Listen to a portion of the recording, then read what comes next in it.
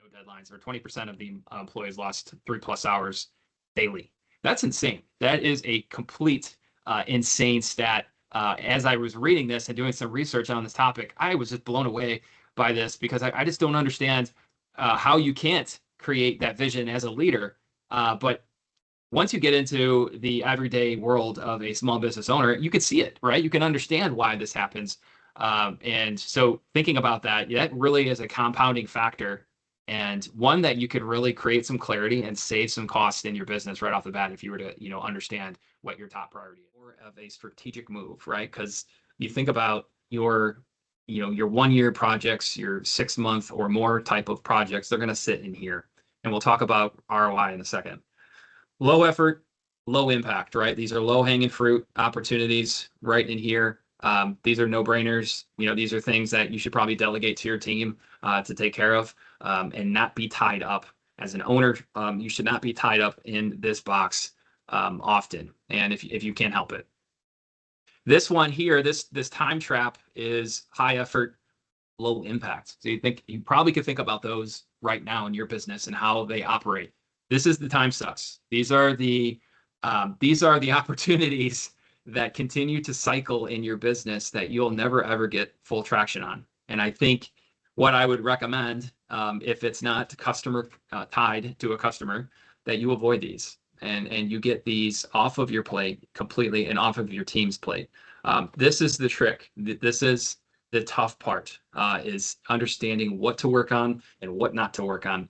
And I think more importantly is what not to work on, because there is this effect, as I was showing in that data, there is this effect of that multiplying effect per employee.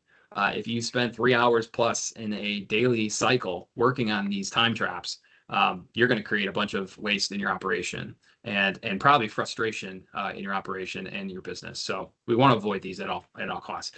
The last one here is the quick wins. And these are the act nows. These are the situations where you've got high impact and low effort. So these are things that you want to set up right away in slam dunk. So often when I'm in this exercise with the team, with the company, we sit down, we look at this and we say, okay, we've got 2 quick wins. Wow, let's just go get this done right now.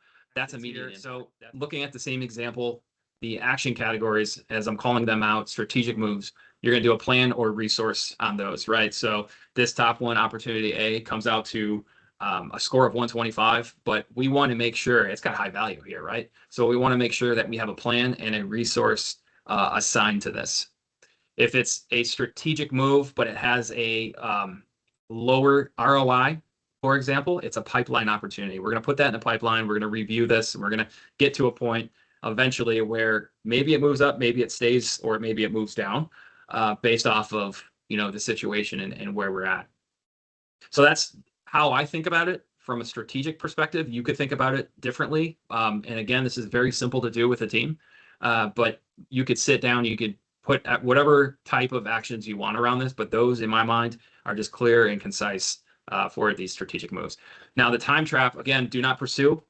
You could see where, in this case, high effort, lower value, and this kind of is a in-betweener here, but this basically came out to a 3, which is a medium. And I just wanted to put this in there because I think there are situations that call for it, that they may have a return on investment, but it may have a negative or positive customer impact depending on how the situation kind of pans out. In this case, we voted for a do not pursue, and that's that time trap. Low-hanging